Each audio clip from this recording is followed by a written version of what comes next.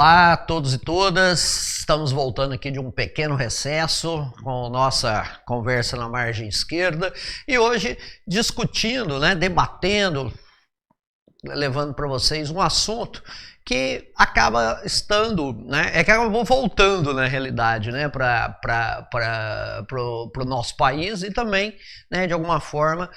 para toda a América Latina, porque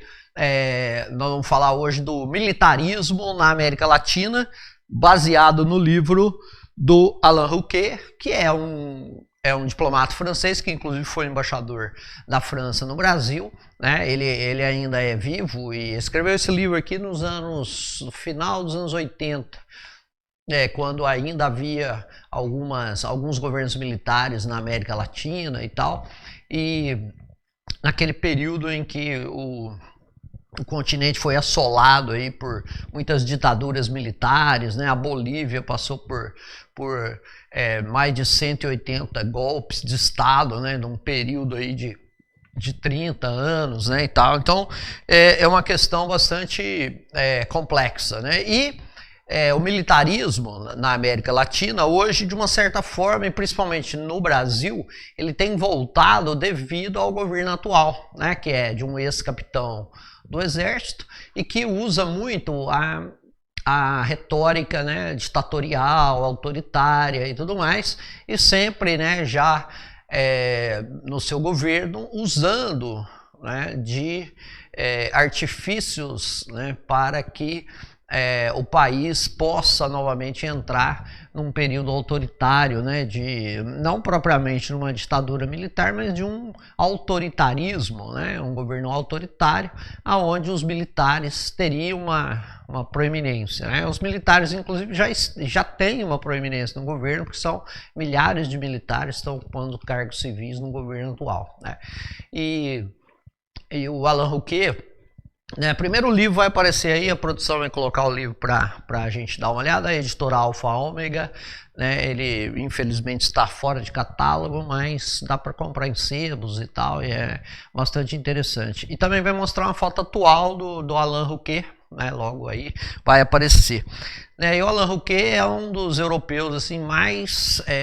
especializados em América Latina, porque ele foi embaixador no Brasil, no México e, se não me engano, é El Salvador. Então é um cara que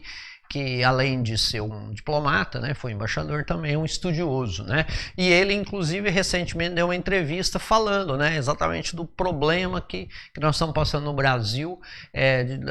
da fragilidade da democracia, Porque em outros países, o presidente que vai lá e ameaça, o sistema democrático, ele já teria caído fora, Porque se você pegar, por exemplo, Donald Trump, o Donald Trump, ele usou ali, não é propriamente a mesma coisa, mas ele usou a possibilidade de um governo, de instalar um governo autoritário nos Estados Unidos, E inclusive ele tentou usar o vice-presidente, que no caso lá dos Estados Unidos é o presidente do Senado, é o que comanda o Senado e o que diz, que a eleição foi vencida por A ou B e a partir daí vai dar posse ao vencedor, Então ele hoje sabe-se, que Donald Trump ameaçou, o Pence, o Mike Pence, que era o vice-presidente, da República e presidente do Senado, dizendo que ele teria que dizer lá no Senado que aquele resultado eleitoral estava errado, porque houve fraudes e tal, E assim como o presidente do Brasil, sem nenhum tipo de prova, ele acusava de ter fraude na eleição,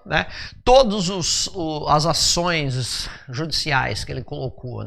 ele não ganhou nenhuma, o Donald Trump, e portanto, ele não conseguiu provar que houve uma fraude eleitoral. Então ele também conclamou as pessoas a invadirem a sede do Congresso Nacional, da Câmara e do Senado, lá nos Estados Unidos. E inclusive, como ele fez isso no último dia do mandato, quando ele deveria entregar o mandato e nem isso ele fez, quebrando uma tradição lá dos Estados Unidos, o que aconteceu? Ele acabou saindo da presidência, o atual presidente, John Biden, assumiu, e aí ele foi, Donald Trump, processado, por ter né, feito com que as pessoas, né, pudessem ir para o Congresso americano e invadir o Congresso. Então ele está sendo processado, pode até ser preso, né, por essas questões, né? E isso a gente não pode duvidar, né, porque é nos Estados Unidos. Como no Brasil, né, que nós estamos 3 anos e meio do atual governo e nós tivemos 3 anos e meio de ameaças de golpes, né, tal no Brasil, e nada acontece, né? A Procuradoria-Geral da República nada faz, né, o STF tenta conter, mas também, né, e a própria classe política, né, está se eximindo, né, está acovardada, né, porque tem lá os seus orçamentos secretos e tudo mais, né, então não faz nada. E o presidente da Câmara, né, que é onde poderia começar um processo de afastamento do presidente, né, o presidente da Câmara é um aliado, né, e está lá com bilhões de reais no orçamento secreto e não coloca nenhum tipo de nenhum pedido de afastamento do presidente para ser votado, né? Então é um conluio aí, né? Então nós estamos, inclusive agora, né, o ano passado, no dia 7 de setembro, que é o dia da independência do Brasil, ele tentou, né, o Bolsonaro tentou dar um golpe, não conseguiu, né, e agora conclamou novamente os seus seguidores, né, radicais, tal, a ir para as ruas, né, para tentar um golpe, fechando o Congresso Nacional, provavelmente fechando o STF, né, que é o grande problema para ele, né. E isso nos remonta, né, usando sempre a questão dos militares, né, inclusive o próprio vice-presidente na chapa do Bolsonaro será um general do Exército, né, que foi também ministro da Defesa, né, que junta as 3 armas das Forças Armadas, né, forma o Ministério da Defesa. Aí você tem o Comando do Exército, da Marinha e da Aeronáutica, né, e esse indivíduo será o candidato a vice na chapa, né, e o ex-comandante do Exército agora é o atual ministro da Defesa, né, então outro general. Então há uma retórica militarista muito grande, né? Há uma retórica belicista, né? Uma retórica de armar a população e tudo mais, né? E isso era muito comum na América Latina, né? Nos anos 50, principalmente depois nos anos 60, 70, né? Onde nós tínhamos um contexto de Guerra Fria. Então, Alain Rouquet, ele fala exatamente isso, né? Porque uma das coisas que a gente pensa muito é que o militarismo ele está muito ligado à influência dos Estados Unidos na América Latina, né? Numa tentativa de impedir a chegada do comunismo nesses países latino-americanos, que era uma área de influência direta, né, nos Estados Unidos, principalmente a questão da América Central e o Caribe, que praticamente, né, os Estados Unidos, desde o final do século XIX, ele tem ali um controle, né, dessa região, e com a construção em 1903 do Canal do Panamá, que ficou uma área, né, americana, né, o Canal do Panamá foi entregue aos Estados Unidos, a área do canal, né, em 1903 pelo Panamá, um país recém-libertado da Colômbia, né, que com a influência dos Estados Unidos, né, a influência militar, que conseguiu a independência do Panamá através de uma rápida guerra, né, onde os Estados Unidos apoiou esses independentistas aí, né, do Panamá, porque o Panamá era um estado da Colômbia, né? E aí eles conseguiram fazer com que esse estado se libertasse da Colômbia, né? Formasse um novo país, e imediatamente esse novo governo meio fantoche dos Estados Unidos entregou para os Estados Unidos a possibilidade de acabar a construção do canal, que já tinha começado, né? E ficar ali, né, controlando a zona do canal durante muito tempo, né? E tal. Depois só mais recentemente, né, na década de 80, que o canal foi devolvido para a soberania do Panamá mesmo, né, e tudo mais, né, porque de 1903 até a década de 80 ficou sob, né, o domínio militar, econômico, político norte-americano, né? E toda a área do Caribe, né, toda a área do Caribe, toda a área da América Central sempre teve uma grande presença dos Estados Unidos ali, uma presença militar e tal, várias invasões nesse país, né, República Dominicana, Haiti, né, países também do Istmo, né, países continentais como a Nicarágua e tal, sofreram, né, invasões dos Estados Unidos, né, principalmente dos dos seus soldados da marinha, né, que são os fuzileiros navais, né, sempre estavam lá e tudo mais, né, promoveram uma guerra contra a Espanha para a independência de Porto Rico e Cuba, né, e Porto Rico até hoje é um protetorado dos Estados Unidos, é um território, né, americano, assim como eles têm um território em Cuba que é a base militar de Guantánamo, né, que fica na região cubana, né, na própria ilha de Cuba, numa parte, né, extrema ali, né, da ilha de Cuba, aonde eles mantêm essa base militar desde a independência de Cuba, é onde eles inclusive, né, quando Cuba ficou independente, eles colocaram ali a chamada emenda Platt, né? Essa emenda Platt na Constituição cubana dava aos Estados Unidos a possibilidade de, sempre que seus interesses estivessem não muito, vamos dizer, seguros, eles poderiam fazer uma invasão militar tal, e totalmente legalizada, né, entre aspas, por causa dessa emenda Platt. Aí com a Revolução Cubana, né, do Fidel Castro, Che Guevara, e Raul Castro, Camilo Cienfuegos e tal, né, em 1961 a situação mudou, né, e Cuba se tornou um país socialista sob a influência, né, da União Soviética, e aí até hoje, né, a base de Guantánamo está lá na presença americana lá, e a ilha de Porto Rico também, né, apesar de ser uma região autônoma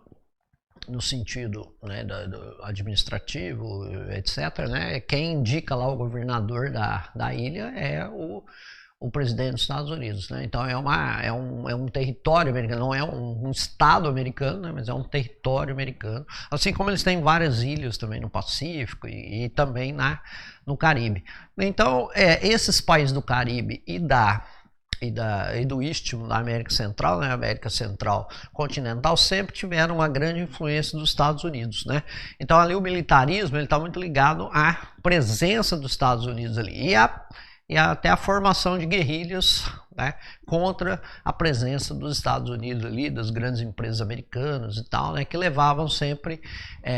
muita pobreza e miséria para a população, né? Então nós temos o Augusto César Sandino, por exemplo, né, na Nicarágua, temos os guerrilheiros também em El Salvador, né, temos os guerrilheiros no próprio Haiti, né, em outros países centro-americanos com uma menor influência, né, mas que também existiam, né, porque lá a presença dos Estados Unidos, né, eu tinha um professor na faculdade, né, chileno, chamado Héctor Bruy, que ele falava que na América Central e no Caribe, né, o imperialismo americano, você toca o imperialismo, né, porque ele é tão efetivo que você pode até abraçar o imperialismo se você quiser, né, e na América do Sul, né, no caso, o imperialismo, você sente só o cheiro do imperialismo, né, você não tem uma presença física, né, vamos dizer assim, do imperialismo, né, estadunidense aqui na América do Sul, diferentemente da América Central, né, e do Caribe, né, tudo mais. Então é exatamente isso que o Rouquet fala, né, ele vai falar exatamente que os governos sul-americanos, eles sempre tiveram uma militarização muito grande. Só que não era uma militarização no sentido que a gente entende hoje, de hierarquia, de obediência cega e tudo mais, né? Era mais exatamente a grande força dos caudilhos, né? Dos grandes chefes militares locais, né? Nos países hispânicos, e no caso do Brasil, chamados então de coronéis, né, os grandes fazendeiros, né, que tinham muitas terras e ao mesmo tempo tinham bastante gente armada para garantir, né, o poder desses grandes fazendeiros na região em que moravam, né? Então na América Hispânica, né, nós chamamos esses grandes fazendeiros que têm um grande poder bélico até, né, tem um exército particular, nós chamamos de caudilhos, né, e no Brasil nós chamamos de coronéis, até porque eles tinham, né, uma patente da Guarda Nacional. Então Alain Rouquet, ele fala exatamente isso nesse livro, né, ele fala que esse militarismo, né, latino-americano e principalmente sul-americano, ele já existe, né, desde a época da independência. A própria independência, né, dos países hispânicos, por exemplo, o Brasil teve uma independência um pouco diferente, mas a própria independência dos países hispânicos, né, os chamados libertadores da América, né, não é o campeonato de futebol, né, são os verdadeiros libertadores, José de San Martín, né, Simão Bolívar, que é o mais famoso, né, José Sucre, tivemos também outros, né, Bernardo O'Higgins, né, no Chile e tudo mais, né. Então esses grandes libertadores da América eram também grandes caudilhos, né. Por quê? Porque tinham seus exércitos próprios, né, tinham seus próprios interesses, né, locais e tudo mais, que às vezes até se colocavam contra um processo de centralização política e formação de países, né? Então esse caudilismo, né, esse coronelismo, né, vamos dizer assim, hispânico, ele andou paralelo com a formação do Estado, né? Então o Alain Rouquet, ele fala exatamente isso, né, que quando a partir do século XX os países, né, hispano-americanos começaram a ter efetivamente uma formação de um Estado nacional, aí começou a ter uma profissionalização do exército. E esse exército profissionalizado, né, no início do século XX, ele já era um exército que mantinha algumas tradições conservadoras, né? Então ele vai colocar um pouco em discussão, né, essa grande influência dos Estados Unidos, né, e do anticomunismo, né, nas Forças Armadas latino-americanas, né? Por causa da questão da Guerra Fria. Então ele fala exatamente que não, né? Esse anticomunismo que existia, né, nas fileiras do exército, né? A gente fala o exército porque o exército sempre foi a maior força, né, nas Forças Armadas latino-americanas e todo mundo, né, basicamente o exército é a maior força com maior quantidade de homens, de armas e tal, né. Isso, né, talvez os Estados Unidos seja um pouco diferente, porque a marinha americana também é bastante importante para eles, né, e tal, e eles têm muitos homens na marinha também, né, quase tanto quanto no exército. Mas se você pegar os países sul-americanos, por exemplo, o exército, né, ele tem praticamente 2/3 dos homens das Forças Armadas, né, a partir da década de 40, principalmente, né, que os países sul-americanos começaram a ter uma aeronáutica, né, uma força aérea separada tanto da marinha como do exército. Então, se você pegar as 3 armas, sempre o exército é o mais efetivo, né, em termos de homens e tal. Até porque também eles têm que cuidar da questão da terra, né, do ambiente, né, geográfico, né, ao passo que a Força Aérea ela cuida do espaço aéreo, né, como, né, o próprio nome se coloca, e a Marinha também, né, em relação às fronteiras marítimas, né, e tal, no caso, por exemplo, os 200 milhas náuticas e tal, então a Marinha fica um pouco fora, né. O Exército é que você tem efetivamente até uma interiorização, né, dos homens, né, do exército e tal, né. Você vai aqui, por exemplo, Pirassununga, né, é famoso porque tem a escola de cadetes da aeronáutica, mas também tem uma infantaria blindada lá do exército, que tem bastante gente lá também, né, bastante homens. Então ele fala exatamente isso, né, que a questão da militarização profissional, ela se deu a partir do século XX, né, e a partir do século XX começaram a vir, não só para o Brasil também, mas países sul-americanos em geral, como o Peru, como também a Bolívia, a Argentina, né, o próprio Chile, né, começaram a vir missões, né, de países europeus para cá, né, principalmente ou francesa ou alemã, né, então os dois exércitos aí muito fortes, né, na Europa, né, e inclusive rivais, né, porque a França a França e a Alemanha sempre foram, desde a criação da Alemanha em 1870, né, a Alemanha e a França tiveram muita rivalidade devido à Guerra Franco-Prussiana, a formação do próprio Estado alemão e tal, etc., né? Então isso fez com que, né, o exército alemão, né, o prussiano, né, que deu origem à Alemanha, ele tivesse muita influência e trouxesse sempre pessoas para formar, né, os exércitos sul-americanos. E, né, no caso do Brasil, nós tivemos, né, uma missão francesa, né, que veio para cá e modernizou bastante o exército brasileiro a partir, né, do início do século 20, 1912, né, quando o Marechal Hermes da Fonseca, que era sobrinho do proclamador da República, o Marechal Hermes era ministro, né, da guerra, né, como se chamava na época, e depois quando ele foi presidente da República, né, posteriormente, né, no mandato de 1914 a 18, né, então o Marechal Hermes, ele trouxe para o Brasil, né, fechou um acordo com a missão francesa, e a missão francesa veio aqui para modernizar o exército brasileiro, assim como também foi uma missão francesa para o Peru, né, foi uma missão francesa para a Bolívia, para a Argentina, né? Depois foi uma missão aí sim prussiana para o Chile, né, e tal. Então, quer dizer, essa profissionalização do exército, o que ela trouxe? Ela trouxe uma ideia não apenas, né, de formação em guerra, mas uma formação intelectual também, né, gerando nesses exércitos sul-americanos, uma ideia de superioridade moral, né? Uma superioridade intelectual e tal. Por quê? Porque se antes o exército era um monte de gente lá que os caudilhos, né, os coronéis aqui do Brasil reuniam, né, não era mais assim, né? Porque agora você precisa prestar uma prova para entrar, né? Você vai ser um cadete, vai ser oficial, aí você vai estudar engenharia, você vai estudar, né, outro tipo de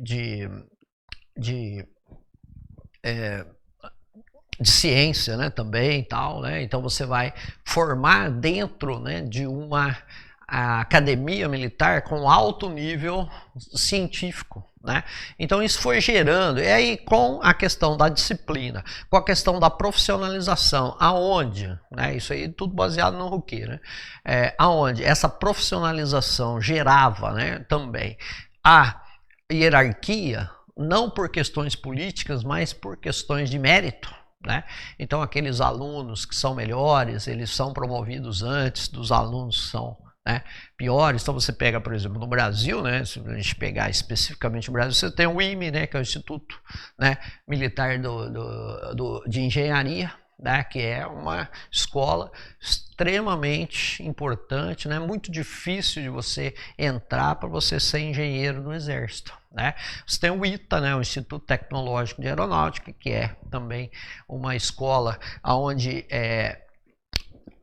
a entrada é extremamente concorrida, né? E aí você tem uma elite, né, intelectual e bem formada, né? Na Marinha também, né, e tal. Pra você ter uma ideia, né, as primeiras faculdades que nós tivemos de engenharia e medicina, elas estavam ligadas exatamente ao exército, né? Dom João VI fundou, né, uma escola de medicina, né, na Bahia e uma escola de engenharia na Bahia, em Salvador, e depois no Rio de Janeiro, né, logo depois da chegada dele em 1808 no Brasil,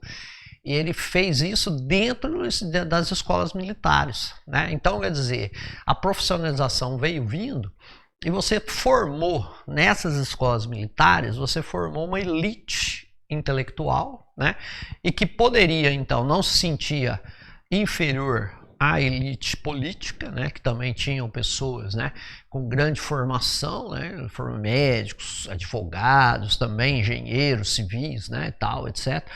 Então esses militares agora, que são militares profissionais, eles se sentem, né, melhores até do que o pessoal civil. Por quê? Porque os militares vão desenvolver uma ideia de que eles são honestos, que eles têm uma hierarquia, que eles obedecem ordens, que eles, né, têm toda uma... por si só, né, eles têm toda uma moralidade, né, eles são pessoas retas, né, pessoas que têm uma superioridade moral até em relação às outras. Então essa ideia de superioridade moral dos militares, né, vai fazer com que eles comecem a entrar na política, né? Então eles vão sempre acusar os civis de serem, né, pessoas interesseiras, né, pessoas egoístas, ladrões, né, políticos que só pensavam no seu interesse próprio e não da nação, enquanto os militares pensam no país, são patriotas e tal. Não teriam, em tese, interesses egoístas, né? Não seriam pessoas que estão querendo entrar na política para roubar e tudo mais, né? Então eles falavam, aqui no Brasil eles falavam os casacas, né? Os casacas eram os civis, né? E eles sempre tinham desenvolveram, né, principalmente já a partir da década de 30, né, tal, desenvolveram, assim como nos outros países também, né, sul-americanos, desenvolveram uma ideia de que eram, então, eticamente, né, moralmente superiores aos civis. E isso, né, foi passado para a sociedade. Então, hoje, até hoje, você vê no Brasil, né, mesmo em outros países sul-americanos, né, pessoas que falam que os militares têm que tomar o poder, porque os militares eles têm essa ideia do patriotismo, né, então eles vão pensar no país, não vão pensar em si e tal, né, então é óbvio que isso é uma imagem que se criou, né, então a partir de 1930, né, como o Rouquet fala, essa imagem de superioridade moral, ela foi passada para a sociedade. E como os países sul-americanos, né, são países extremamente pobres, né, com a grande parcela da população sempre passando muitas dificuldades, né, nós tivemos sempre grandes problemas sociais, né, na América Latina em geral, né, América do Sul também, né, então se a gente pensar na década de 30, né, só quem escapava disso aí era Argentina, Uruguai talvez, né, onde nós tínhamos um analfabetismo muito alto, tínhamos uma mortalidade infantil muito alta, né, temos também problemas seríssimos, né, em termos de não ter acesso à terra, né, então muitos trabalhadores que eram explorados e tal. Então, essa ideia de que os militares são superiores, né, e eticamente, moralmente, e que, né, os países não dão certo, exatamente porque você tem péssimas condições sociais, então esses dois fatores levam, né, as pessoas, né, dos países a falar, oh, nossa, mas os militares têm que fazer uma intervenção na política, né, os militares têm que vir para a política para dar jeito no país e tal. Então começa esse lugar comum, né, esse senso comum, toda a América Latina, né, onde os militares então têm essa propaganda de si mesmos, né, de serem melhores, até porque eles se profissionalizaram, né, eles têm uma formação técnica e uma formação intelectual muito boa, tanto é que qualquer um aí que queira entrar numa escola de cadetes da aeronáutica, da marinha, do exército, a pessoa tem que estudar bastante, né, são vestibulares extremamente concorridos, né, com relação candidato-vaga muito altas e tal, etc, né? Então, quer dizer, você tem ali, até na própria Polícia Militar do Estado de São Paulo, você pensar, né, para ser oficial da Polícia Militar do Estado de São Paulo, que é outra questão também que nós vamos abordar em outros programas, a questão das polícias militares, né, no Brasil, que são 27, né, porque cada estado, cada unidade da federação tem a sua polícia militar, né, diferentemente do Exército, da Marinha e da Aeronáutica, que é uma questão federal, né? Então, o que acontece como os países têm vários problemas, né, estruturais, problemas sociais, né, que se comparados com a Europa, então os países sul-americanos eram extremamente, né, chamados de subdesenvolvidos, né, não tinham desenvolvimento. Então muitos começaram a achar que a forma dos países se desenvolverem, né, os países sul-americanos se desenvolverem, seria exatamente nesse sentido, né? Com a presença dos militares no governo, com a presença dos militares, né, nas instituições do Estado, né? Então esse militarismo, né, ele acabou gerando, né, uma politização, principalmente, né, do exército, né, que começou a fazer interferências, né, na política. Até porque, nós estamos falando aí já do século XX, né, e da década de 30 do século XX, então praticamente não houve guerras, né. Se você pegar, por exemplo, o Brasil, a Guerra do Paraguai, que acabou em 1870. Aí se você pegar outros países ali, por exemplo, Bolívia, né, Paraguai, Chile, nós tivemos guerras aí no início do século XX, entre eles aí por questões fronteiriças, questões também ligadas territórios, né, que seriam ricos aí em minérios, né, até seriam ricos também até em petróleo, né, como a região do Chaco e tal, né, e depois a Bolívia perdendo uma região que ela tinha acesso para o mar, para o Pacífico, né, o Chile ganhou, né, a guerra e tudo mais, né, um pouco ali uns conflitos entre Peru e Equador, né, por questões também fronteiriças e tudo mais, né, só que nós não tivemos efetivamente grandes guerras longas e tal, né. Se você pegar, por exemplo, os Estados Unidos, né, os Estados Unidos sempre está em guerra, sempre. Então, o que acontece? Os militares, né, americanos, eles sempre têm, né, uma guerra para contar, né, porque eu participei lá da primeira invasão do Iraque, né, lá na Tempestade no Deserto, lá na época do George W. Bush 1, né, primeiro, depois, né, do George Bush, né, 1, depois do George W. Bush 2, né, que aí já é a Segunda Guerra do Iraque e tudo mais, né, eles têm a Guerra do Vietnã, antes tinha a Guerra da Coreia, né, nos anos 50, depois dos anos 60, 70, a Guerra do Vietnã, né, depois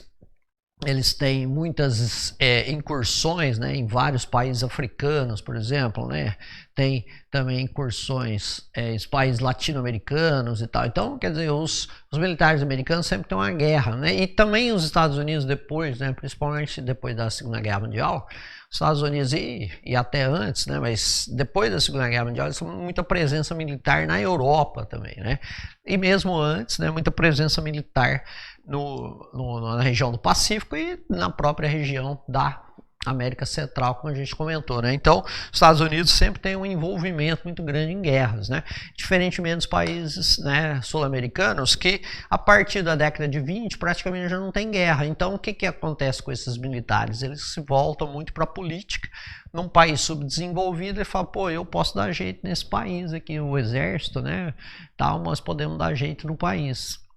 E eles já formaram, né, nesse momento, com essa profissionalização, a ideia da pátria, né, e eles também já se colocam como pessoas mais conservadoras, né? Então todo esse anticomunismo, toda a ideia da pátria, da família, né, da ordem e tal, vem já com a própria formação militar, né, com a própria formação técnica e moral dos militares, né? A questão da hierarquia, né? E tudo mais. E a questão de você ser premiado pela sua formação e pelo seu mérito, né? E não mais antes como era tudo, né? Um exército não profissional, né? Antes da década de 30, onde os apadrinhados do poder subiam de patente, se tornavam generais e tal, por exemplo, coronéis e tal, e os não apadrinhados acabavam se tornando, né, aqueles caras de média patente, né, sem grandes poderes, né? Então essa questão da formação técnica, né, e a politização que leva também à ideia do que, né, de uma melhoria salarial, do Estado investir muito, né, no armamento e tudo mais, né, vai fazer com que esse exército pense que ele tem que participar da política do país, inclusive com questões da industrialização, da melhoria, né, das condições de vida das pessoas e tudo mais, né? Então é uma politização nesse sentido. Então tudo isso aqui baseado no Alain Rouquet, né, que é a questão, por exemplo, dos Estados Unidos, o anticomunismo e tal, né, da Guerra Fria, ela já tem um terreno fértil para se desenvolver, não é propriamente, né, uma novidade, certo? Não que não seja importante, mas nós já tínhamos isso aí antes, né, desde os anos de 1930, tá? Então essa é uma primeira parte que nós falamos e depois nós vamos analisar um pouco, né, vamos focar um pouquinho mais no Brasil, né, e essa influência mesmo dos Estados Unidos, né, nas Forças Armadas Brasileiras, né, e que também, né, influenciou outras Forças Armadas aí e que estimulou também golpes militares, né, não só no Brasil, mas também na Argentina, também no Uruguai, né, no Chile, né, que são os mais famosos, né, e tal, porque são mais longevos aí os governos, né, e na Bolívia, né, que praticamente não dá nem para falar, né, porque a Bolívia às vezes passava uma semana, ela tinha 3 presidentes durante a semana, 3 presidentes militares, porque um derrubava o outro derrubava um, o outro vinha outro e tal, né. Então aconteceu muito isso, né, nos anos 50, 60, 70, né? Então a gente vai falar um pouquinho, focando mais, inclusive, na questão militar brasileira. Falou? Um abraço. Essa é a primeira parte do militarismo na América Latina. Valeu.